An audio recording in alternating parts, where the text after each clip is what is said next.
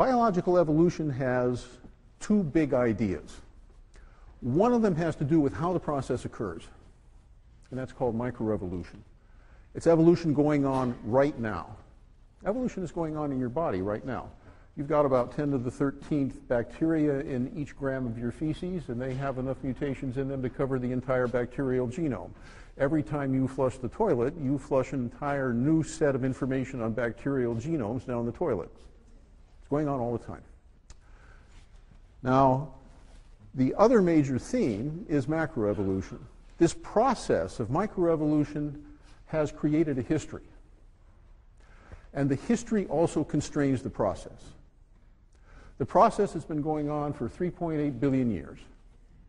It has created a history that had unique events in it, and things happened in that history that now constrain further microevolution going on today. That's one of the tricky things about evolution. It has many different scales. My wife always gets frustrated with me. She says, well, when did that happen? I said, oh, not too long ago, only about 20 million years. And, you know, that's what happens when you become an evolutionary biologist. You zoom in and out of deep time a lot. And this process of microevolution is going to be the first thing we examine. It's the nuts and bolts. It's what's really created the patterns. But the patterns of macroevolution are also very important because they record the history of life on the planet and they constrain the current process. So the evolution part of the course is set up basically with 2 introductory lectures. Then I'm going to spend 6 lectures talking about microevolutionary principles. So these are things that you can always return to if you were puzzled about a problem. Then there'll be 5 lectures on how organisms are designed for reproductive success. This includes cool stuff like sexual selection, mate choice, that kind of stuff. I usually manage to give the sexual selection lecture just about on Valentine's Day. Then we'll do macroevolutionary principles. This has to do both with speciation, how new species form, and with how biologists now analyze the tree of life to try to understand and infer the history of life on the planet. Then we'll take a look at that history, looking at key events, and this includes both fossils and the diversity of organisms, and some abstract organizing principles about life. So all of those are part of how we can analyze the history of life on the planet. And then, just before spring break, we will integrate micro and macroevolution. We'll do it in 2 different ways. We'll do it with coevolution, where micro and macro come together. And we'll also do it with evolutionary medicine, where both kinds of thinking are necessary really to understand disease and the design of the human body. So, where did this idea of evolution come from? Well, there are always ideas. You can go back to Aristotle and find elements of evolutionary thought in Aristotle. But really, it's a 19th century idea. And in order to see how it developed, let's go back to about 1790 or 1800. So at the end of the century of the Enlightenment.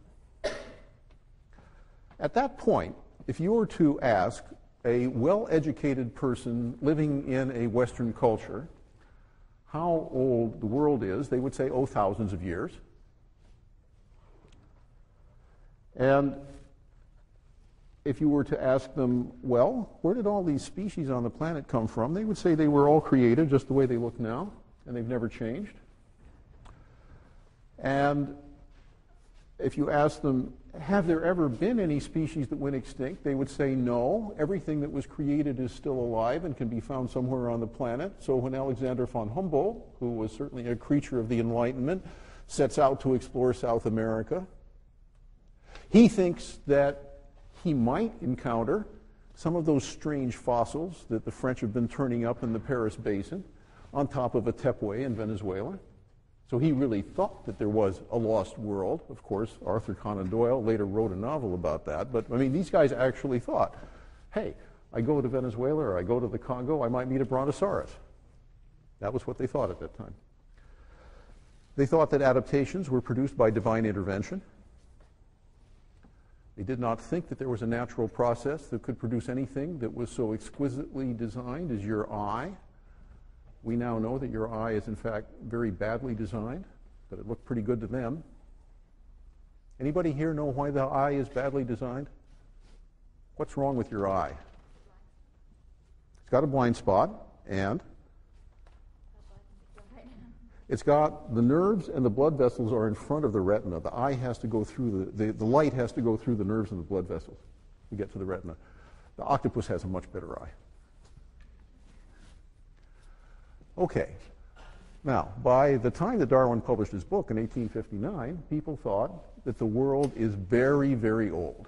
How old, they weren't sure. We now know about 4.5 billion.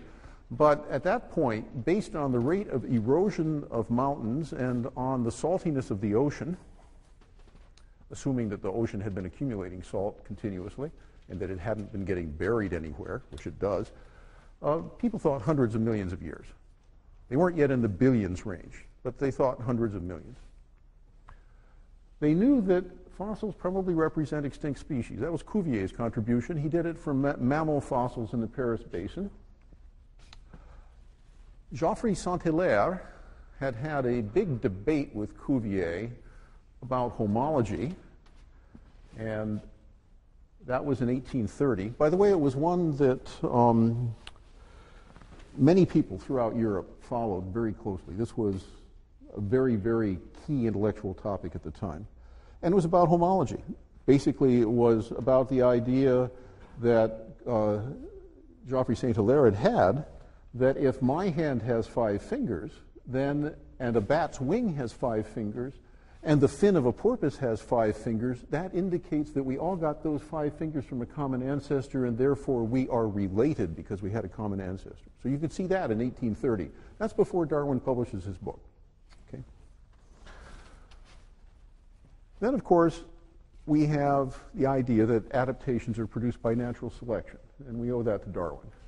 And I will run through the process he went through between 1838 and 1859 very briefly. This is one of the most important ideas about the nature of life and therefore about the human condition that's ever been published. And I strongly recommend that if you have a chance, read The Origin of Species. Darwin actually was quite a good writer. It's Victorian prose, so it's a little bit like reading Dickens, but it's good stuff. He has a nice rolling style. How did he come to it? Well, Darwin was a med school dropout.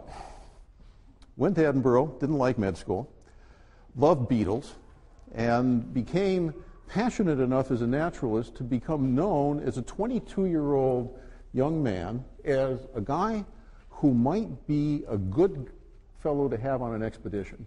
And the British Admiralty was sending Fitzroy around the world to do nautical charts, and Darwin got on the ship.